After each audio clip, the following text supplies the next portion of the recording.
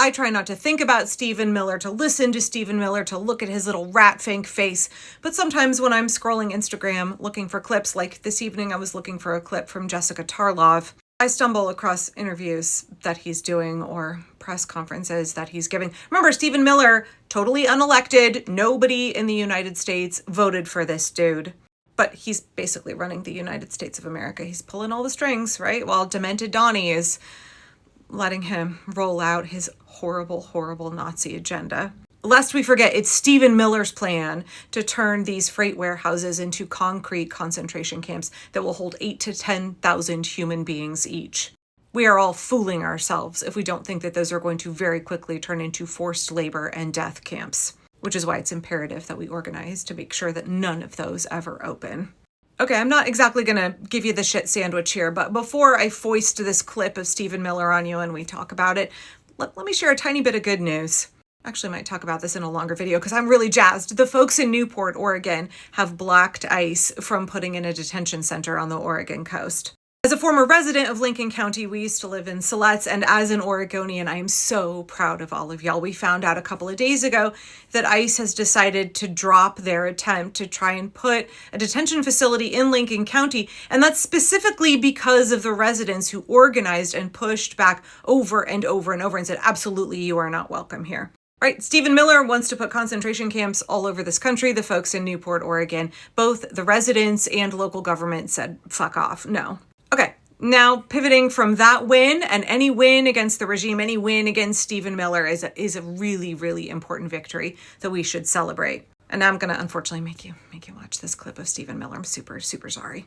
If we come back from this and my face is all beet red and I'm like steam is coming out my ears, it's because I cannot stand this man. I rarely use the term evil. Stephen Miller is a vile, evil human being. And the human rights that we are going to protect are not of the savages that torture and rape and murder. The human rights that we are going to protect are of the peaceable citizens who have an absolute human right to live in physical safety and security every day of their lives. And in that mission, I promise you, we will be your closest partner. Thank you. I know I've said it before, but every time I hear Stephen Miller speak, I'm reminded of something that Susan said about Mr. Tea Time in Terry Pratchett's The Hogfather. She said Tea Time was the little boy who didn't know the difference between throwing a stone at a cat and setting that cat on fire. She also said he was the kind of little boy who looked up dolls' dresses. But I actually want to talk about the substance of what Miller said there. He suggested that human rights should only be extended to people he decides are peaceable. Okay, so that's the thing about human rights, is that they're not conditional, they're universal and extended to everybody, not because of how you behave or how you look or what you do or what you think or your politics, but simply because you're a human being. That's why they are rights extended to humans. The minute you make somebody's human rights conditional on their politics or their behavior or anything, the minute you set conditions on human rights, they're no longer rights, they're privileges that can be dangled and withdrawn. Let me just read you the definition of human rights from End Slavery Now. Human rights are rights inherent to all human beings, regardless of gender, nationality, place of residency, sex, ethnicity, religion, color, or any other category. Thus, human rights are non-discriminatory, meaning that all human beings are entitled to them and cannot be excluded from them. Of course, while all human beings are entitled to human rights, not all human beings experience them equally throughout the world. Many governments and individuals ignore human rights and grossly exploit other human beings. So the thing that Stephen Miller is saying here, it's not even like, oh, he's saying the quiet part out loud. He always says the quiet part out loud.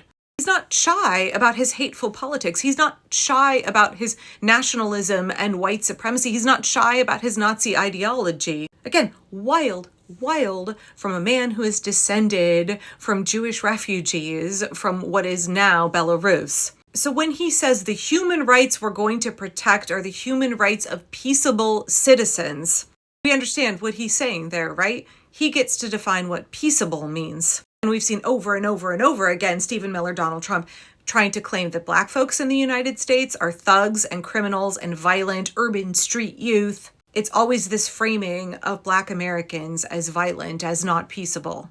They've been framing the immigrants that they're abducting and stuffing into concentration camps as murderers, rapists, gang members. The worst of the worst, even though we now know that overwhelmingly, actually we've known since the Cato Institute put out a report in October of last year, that overwhelmingly the folks in detention have no criminal history. What is it, like 5% of folks who've been detained by ICE have any violent criminal record at all?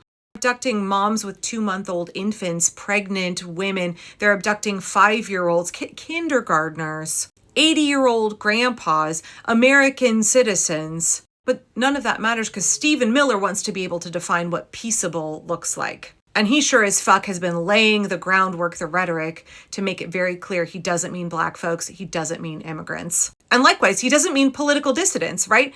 Think about how they've tried to frame protesters here in Portland and everywhere as like violent Antifa thugs, violent Antifa domestic terrorists. They tried to claim that No King's Day was going to be a hate rally and that there was going to be violence. The only folks who've been stoking political violence are Republicans and the Trump regime. January 6th was a day of violence, and Donald Trump pardoned all of those violent criminals, including the ones who beat members of law enforcement. Oh, I'm sorry. I have to go on another tangent here really quickly. Thanks for letting me be a little disjointed in this video. But speaking of January 6ers. Count 1 of life in prison. As to count 2, 15 years, Florida Department of Corrections. As to count 3, 5 years, Florida Department of Corrections. As to count 4, 15 years, Florida Department of Corrections.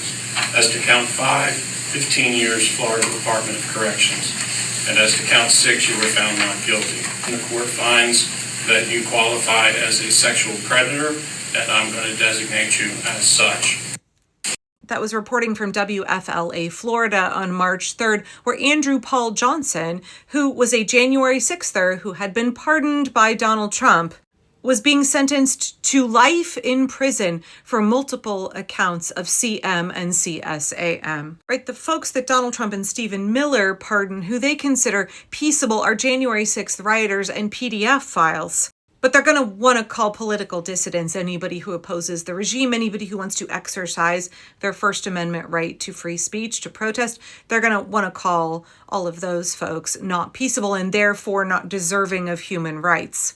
This is authoritarian shit. Anytime you have a member of a regime, of a government, saying we can dangle human rights, and if you don't behave how we want, if you don't look how we want, if you don't perform how we want, if you aren't from the right ethnic background, if you don't say the right things, if you don't support the regime, we will yank those rights away from you. They no longer are rights. You no longer have human rights in that society. What you have, threats and intimidation, manipulation and coercion.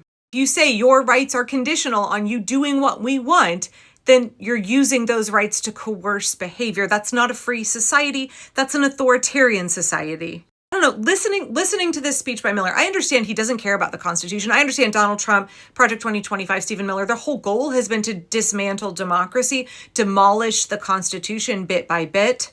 Trump wants to rule by fiat. He wants to be a monarch. He wants to be a tyrant. He said before, like, oh, maybe I am a dictator. That wouldn't be such a bad thing. And of course, as he gets more and more demented, then we see that Stephen Miller is just like delighted to take over more and more and more control. It's not really clear how much Donald Trump is governing at all, versus how much Stephen Miller, Grima Wormtongue, is whispering in his ear, planting the seeds, and he then acts on it because he's incredibly impulsive, even more so now that he's clearly in severe cognitive decline. But yeah, listening to Stephen Miller, I was like, wow, how deeply un-American, right? Because I can't be the only one who immediately thought of the Declaration of Independence and thought what you're saying is in direct opposition to it. You, Stephen Miller, what you're saying is profoundly un-American. And freedom-loving Americans should not tolerate that kind of rhetoric. We should push back vigorously against it.